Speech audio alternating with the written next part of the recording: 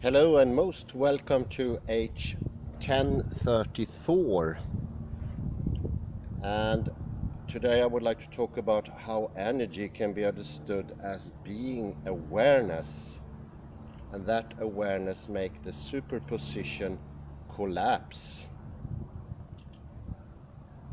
I would call this the superposition of all reality. Once you have access to awareness and go away from the unconscious conscious automatic reflection, you will enter a new world where you actively and with direct knowledge construct the world. This experience will be radically different from previous experience. That is, all other previous experience. This is entering into quantum mechanics, so it cannot be compared to what you previously have understood or done. Do be very careful not to make a comparison or try to figure out understanding from such a limited position. And I think one of the fears is that we will simply disappear when we start to make things more carefully, putting in more exactness, heightening the awareness and the carefulness would make us feel that we are losing something. And that is the reflective consciousness, the automatic process that is constantly going on, making things sterner, more repeatable, and to a greater degree also predictable. This is the thing that we fear of losing. And the reason we fear it's going to be lost is that when it is acting, it's occupying all the space, all time, and it gives a certain busyness to reality. It is constantly taking up everything, making no room for any experience, making it impossible to add something to this frequency. This will be the rhythm, the liturgy, and the repetition of verses. And we live in this constant fear that consciousness will disappear. And therefore, we put so much trust in consciousness. The sucking up process, the random take, the reflection of what has sort of gone on in a distant place.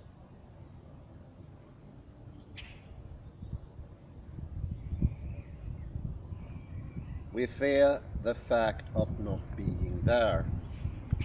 We fear of not observing everything, giving a double take on everything, first have the experience and then sort of reflect of it.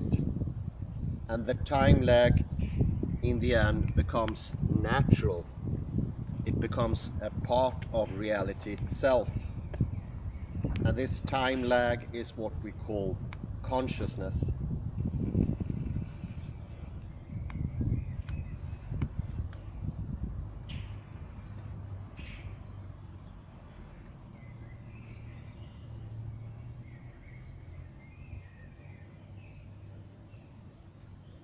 There are two good reasons why it's so hard to give up consciousness.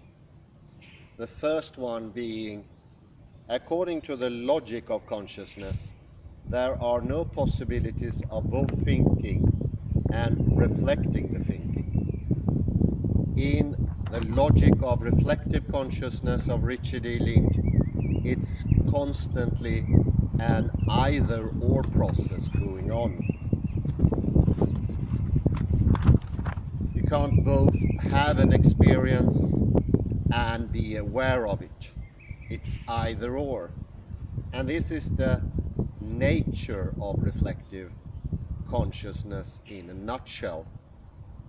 It takes up everything, it doesn't leave any spoils. It's a constant busyness, and of course there is a tension as well, and it's a sort of a safeguarding. The little we have, we do need to keep that.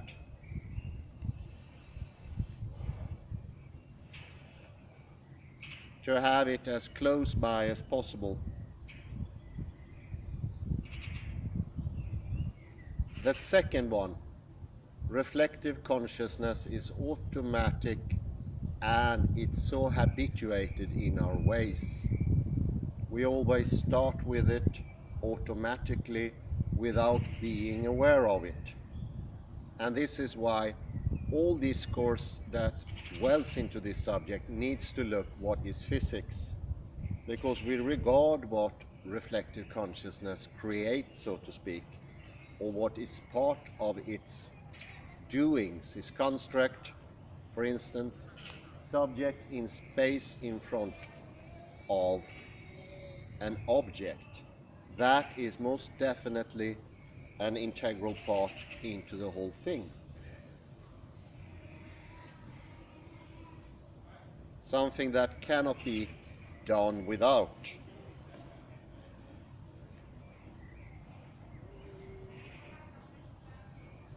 And the RC, the reflective consciousness, will start to bounce, to become aggressive, to demanding more and more, making more and more constructs, doing more and more things, not giving up anything, being very afraid that the self would disappear, or the ego, or the reflective consciousness. And this is one of the most prominent reasons why it's so hard to soften up, because logic in itself is a posteriori thing, coming from a greater expanse, where its truer working is in constant action.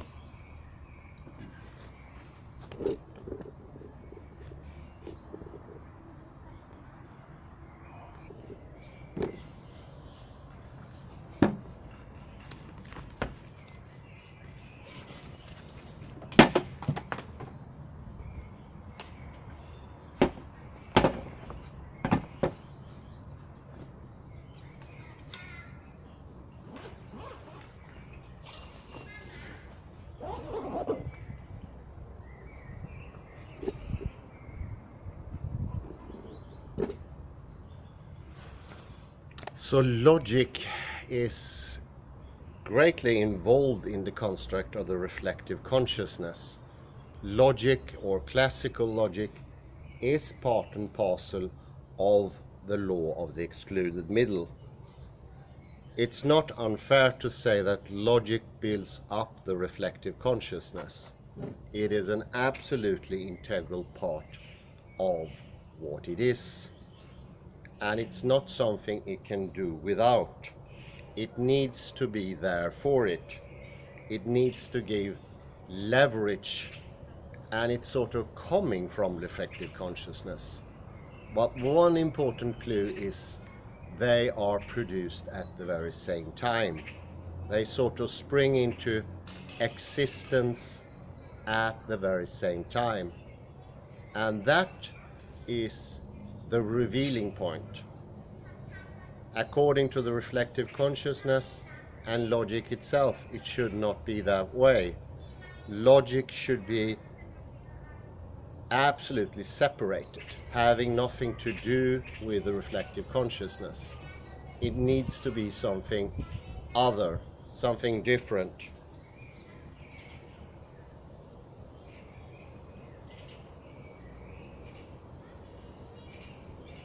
One could say that there are two tendencies that come together to create this fixedness, this dragging after the fact movement, and it will make it even stronger.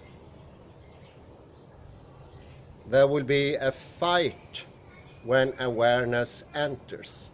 When we start to see things and understand we can do 2 or 3 or 4 things at the same time, there will be a huge resistance from the reflective consciousness. That is absolutely not allowed. That can never ever happen. And I would say that is the main reason I understood now why Albert Einstein could not accept quantum mechanics, because that would have eroded his whole system, what he is and what he is for others.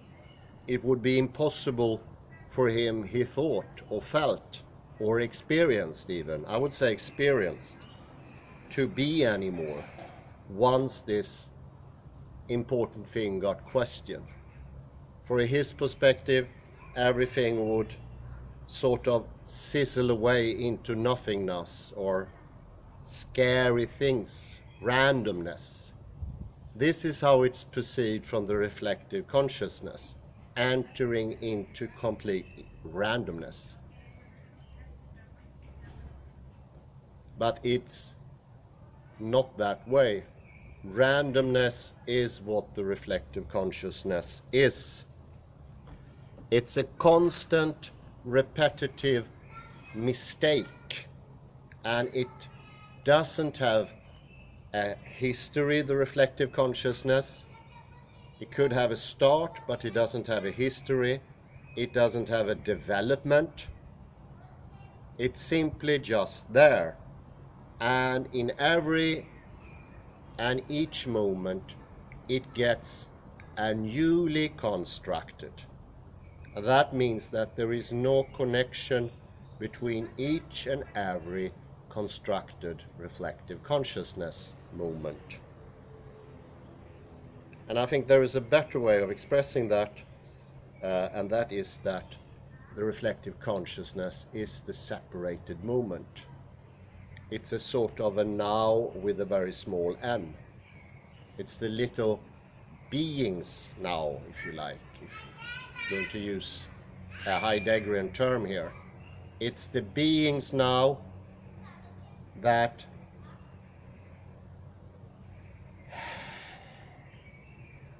become, and it's a fixation of the opening and what we feel to be